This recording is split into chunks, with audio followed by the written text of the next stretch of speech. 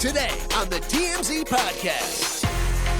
Hey guys, welcome back to the TMZ Podcast. Loren LoRosa here with Derek Kaufman, a lawyer, filling in for Charlie Cotton. So I'll have to put on an accent today. You want me to try my Aussie accent out? No, I don't want to be canceled of any sorts. Don't invoke any accents or any ethnicities while you are here with me. You got it. Before we even start, we would just cancel the show. All right, go. What do we have on tap today? So today, we are starting off a bit serious. There have been some things that are going on that we got to talk about that are definitely going to pull at the heartstrings a bit. So first, Danny Bonaduce is going to be having brain surgery, which is really serious. This comes after him having like a very serious health scare. We'll talk a little bit about Miss Jacky Oh, who is the longtime girlfriend and partner of actor and comedian DC Young Fly. They got really, really big on the internet. She was like a super mom, but died very young, 32 years old. 32 is a kid. I mean, at my age, you start to look at 32 as a kid. And I was like, wow, like, you know what I mean? Very, very heartbreaking story there. They have 3 babies. So we'll get into that. And then we will end with our girl, Miss Tardy for the Party, Kim Zolciak. So allegedly, she punched Kroy the day before the divorce. That divorce is getting messy. That's all I have to say. That couple, I've watched them for years on Real Housewives of Atlanta, and they were so lovey-dovey. But when those things curdle, things get weird. I forgot you were a housewife, especially the Atlanta girls. I can't wait to talk to you. I'm in deep. I'm going to lead that one. Put it right here. I can't right wait. Here, okay, here. You and I. So we're going to get into some things. Let's start first with Danny Bonaduce. Danny Bonaduce. So, okay, so Danny Bonaduce, first of all, to set up for people, is a huge deal. Maybe not to Loren, but he's from the Partridge Family. He's a legend. Huge deal to me. I didn't watch Partridge Family, but my grandmother watches the show, and I feel like he is one of the most. He's very referenced in a lot of rap songs. Yes, he's the redheaded breakout star of the Partridge Family. Had sort of the singing family. He was the little redhead. He's now an adult. Been an adult for many years. He's been on the reality show circuit. He has a radio show. But yeah, he's undergoing brain surgery, which is serious. When you hear the words brain and surgery put together, you've got a very serious condition, even if it's addressable. And he's told us this news yesterday that he's had a condition where he's been sort of disoriented over time, trying to figure out what it was. He's talked to 100 doctors, which is a lot of doctors and a lot of examinations, a lot of MRIs. And the worry when something is going on neurologically is you are just so anxious to figure out what it is. But the brain is one of those organs, very hard to understand. He was dealing with vision and memory loss, his balance condition, it was blurred vision, things like that.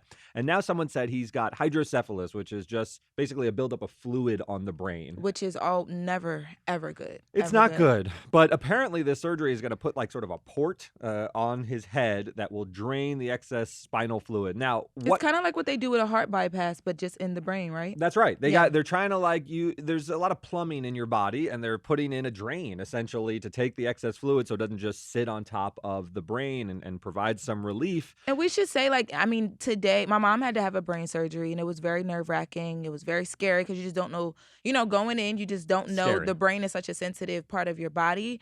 But in our time, we are blessed to have doctors that are aided by really good technology. Yes. So although this is very nerve-wracking, and I'm sure it's, his family's probably freaking out, and it's very sad to hear about, there's hope that, he comes out of this surgery doing a slow turnaround because the brain is very temperamental, but doing better. I think that's right. And look, he is not a young man, but he's also not a very old guy. So he has some ability to recover from this. He's very vibrant. Danny Bonaduce's always been this sort of big personality. So to think about him diminishing or losing some of those faculties, it's really sad. It makes me think of sort of the Jamie Foxx situation that's going on when these big, bright personalities diminish in any way. Life happens. Yeah, life happens, man. Older. Aging and your body breaks down. And it's really, really sad when someone who was so bright and shiny loses it a little bit. So I hope Danny recovers now. But he's handling it very. Do we have the clip for them to hear? Do we just? Okay. So we can reference it? Okay. So he's handling it very well, in my opinion. I feel like when you go through something this serious, the best thing you can do is kind of find either the comedy in it, the brighter side in it. So we actually talked to him. And when we talked to him, he made some jokes about basically living a wild life. And he doesn't really know how this happened because he's done, in his words, he's done so many stupid things. What is bothering me, I guess it's called hydrocephalus, and that's water on the brain. And I can't figure out what caused it because I've done so many stupid things. On a reality TV show, I took a guitar to the head, and that hurt and was possibly the cause of all this. I got punched in the face by Jose Canseco, a 265-pound professional athlete. And by the way, I didn't hit the floor. Made it on my feet the whole time. So there, Jose.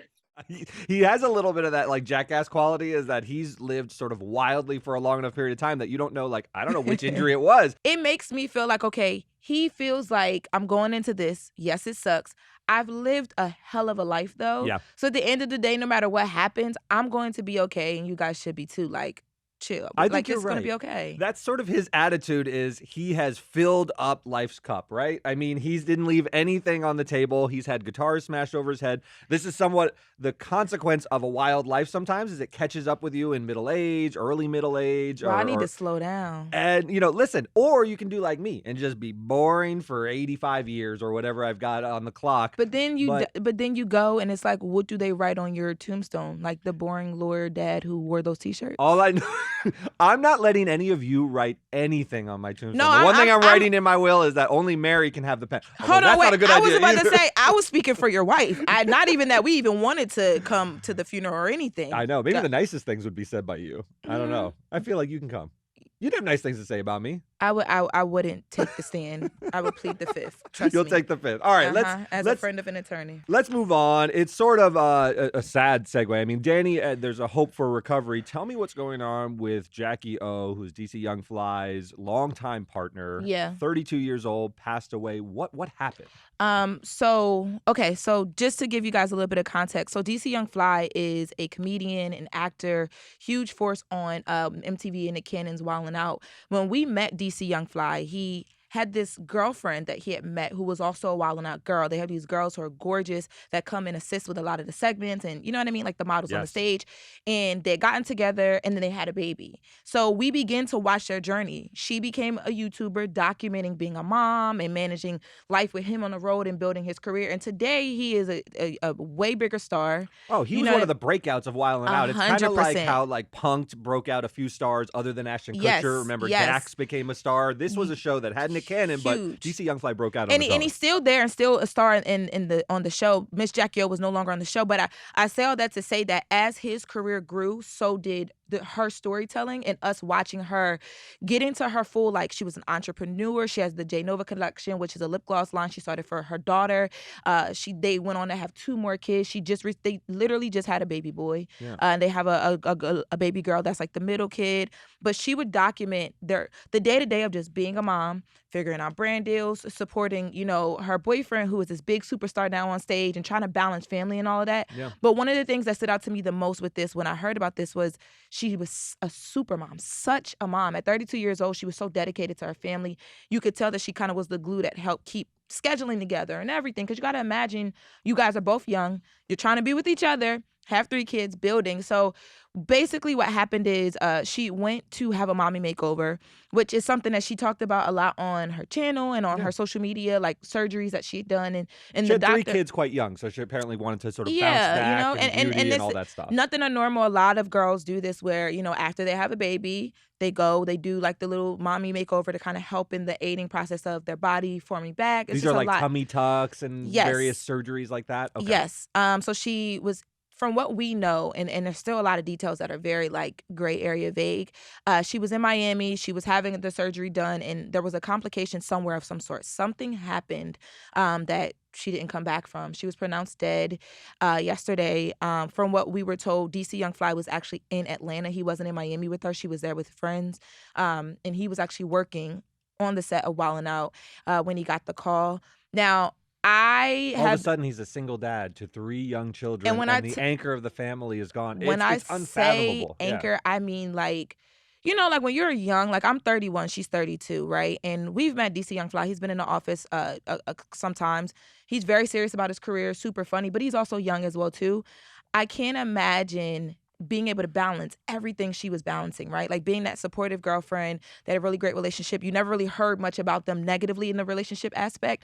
Then 3 kids. She was also very well about bringing his mom and their families together in the mix and keeping everybody in the I can't imagine now what lies in his lap and how he's feeling. But also, too, this has been his partner for a very, very long time. Yeah, this story touches me like very deeply. I have 2 kids, and it's just an unimaginable like thing to happen to a family, to lose either parent. But let's be honest, really, losing a mother, I'm a father. I am a very attentive father. I'm very present. But losing a mother is different. I'll just put it that way. Yeah.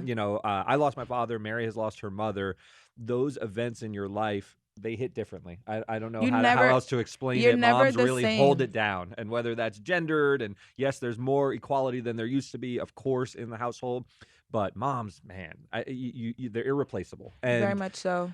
So and now I I feel for think, this family. This is destructive, and they will feel the consequences for the rest of their lives. and I think the biggest part too is like, it's not like, okay, like, I don't know, like, not to say that it would be better if it were, but like, it's not like she was dealing with an illness or there was like Yeah, we don't a need to car make accident. comparisons or It's anything. just But it's just like she was fine and she went to go get a surgery and do something that would make her feel good and then just didn't come back from it. it's a reminder that surgery, is serious business. And I don't know any of the facts or details about what went wrong, why it went wrong, if she had pre-existing conditions that she knew about or something that went wrong. But there's also like a lot of charlatan doctors. And when you go under general anesthesia, you're out, man. And it's a Yeah. very, very delicate process. And I hope Whew. we figure out sort of what exactly happened here, if anything went wrong, if it was anybody's fault, that there's some sort of Closure, maybe. closure for the family as to I how this just- happened to a 32-year-old woman who is in, at least to the public, great health, right? Yes. And this should have been a routine surgery so she could sort of come out of the hospital looking the way she wanted to look.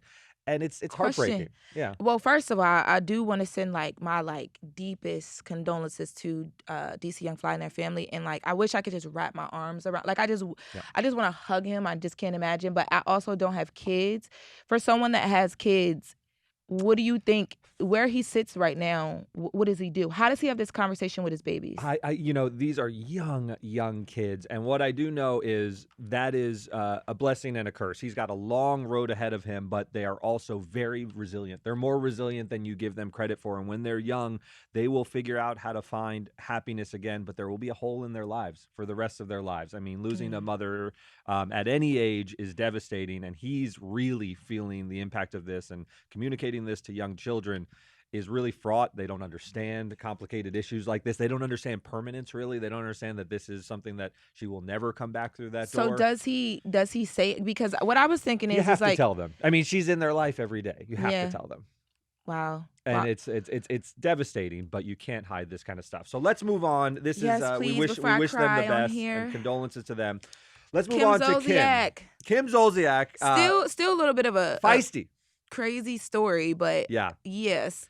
So if you followed them over the years, Kim and Kroy had this like whirlwind romance. Remember, he showed up on the show, danced with her. Do you remember there, like when she first said, "What a butt on that guy," because he is a former tight end. I felt like he huge. was her. I really thought that he was like her puppy love, like was just so so into her and just in love. So for them to be going through all of this, like crazy turbulence in their relationship, Flight Attendant work. Yes, it's insane. But like, this is what happens when love burns bright, though. When it dims, it can be nasty. And you want, I've always said, a steady burn. Oh a my low God, flame. you are so You want to put that boring, flame no on a passion. simmer. These guys are on a boil, and here we Oh my are when the God. boil boils over.